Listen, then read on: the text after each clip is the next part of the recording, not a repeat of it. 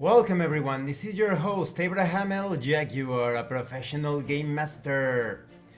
Today, I continue my review series featuring Titans of the Fallen Earth. If you haven't seen the other parts of my review series, please check out the playlist in the description below. This time we are going to talk about the current day, what the Earth has become.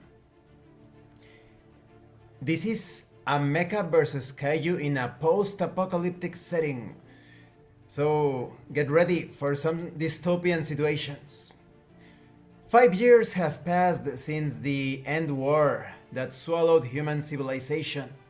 Thousands of kaiju of all types, from aquatic beasts that can crush nuclear submarines with one bite, to flying monstrosities that can suck the blood from living creatures down to the marrow, still wander the globe unchecked. In the Pacific, Japan remains a bastion of civilization, however, using technology stolen from the alien colonists, including the ability to harvest and harness the trace. The quality of life from Japan to New Zealand has skyrocketed to levels even beyond the pre-war world. Remember that there is this energy that has been discovered while investigating the kaiju. So humanity is thinking on how to using this energy for their own advantages. Every city has fostered its own rain-soaked, crime-ridden underground. Osaka, the new capital of Japan, is no different. In drainage tunnels and darkened passageways, outcasts, mercenaries and mutants fight in arenas. Even in these desperate times, humanity isn't without compassion. Vigilantes patrol the streets, hunting down wayward mutants and protecting the innocent from roving motorcycle gangs. This mutation, of course, is a result of the conflicts with the kaiju and the tensions with the invaders. As long as the last human resistance clings to the power of their own titans, from the zone busters to top secret undiscovered war machines, civilization still has a chance. These machines have managed to turn the tide in some situations, although this is not a fight to thrive, but rather focused on survival.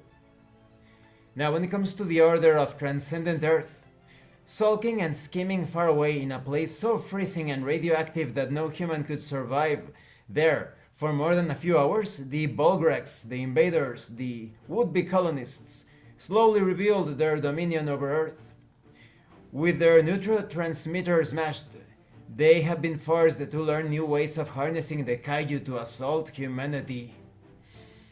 They have wielded the power of biomechanical chimera, but still humanity stands strong.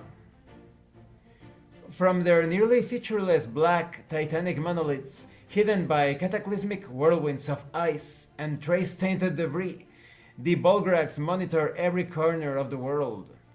Using sophisticated holographic projectors, the Order sends its alien missionaries out into human populations, carefully and deliberately brainwashing new subjects, starting cults to worship them.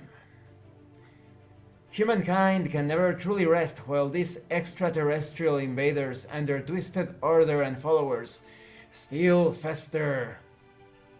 Now, when it comes to Gridcom, not long after the Order lost control of the kaiju, the remaining states of the Pacific Oceanic region quickly pulled together a coalition, a military force unlike the world had ever seen. This is Gridcom, the Global Resistance and Intraterrestrial Defense Command. Despite having no meaningful contact with any other government in North America or Europe, the command, with assistance from neighboring countries, rebuilt the region's economy, now operating on a type of electronic currency called Hikari credits.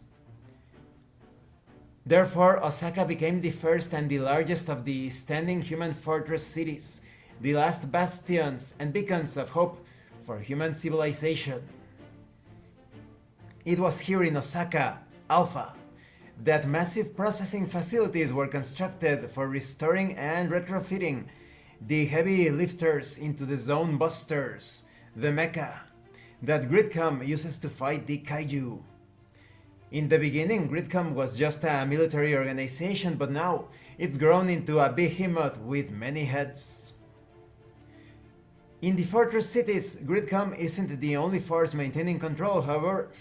Black market bosses and criminal syndicates, rich from collecting and trading in the trace, that energy, and other pieces of alien contraband, hold vast swaths of influence across the region. And what about the US remnant? They sealed themselves off from the rest of humanity 5 years ago, and they've barely been spotted since. There are underground complexes in Cheyenne Mountain, Sulphur Springs in West Virginia, Raven Rock at Blue Ridge Summit, and Crystal Peak in Colorado, along with a half-dozen undisclosed other locations. Although their technology is aging and in need of constant repair, the military still makes heavy use of their emergency operations centers, located deep in these compounds. Behind heavily guarded high-security airlocks and decontamination chambers, remnant scientists have spent the past 5 years researching the effects of a dangerous substance, the trace, of course. They study the effects on living creatures, including human beings.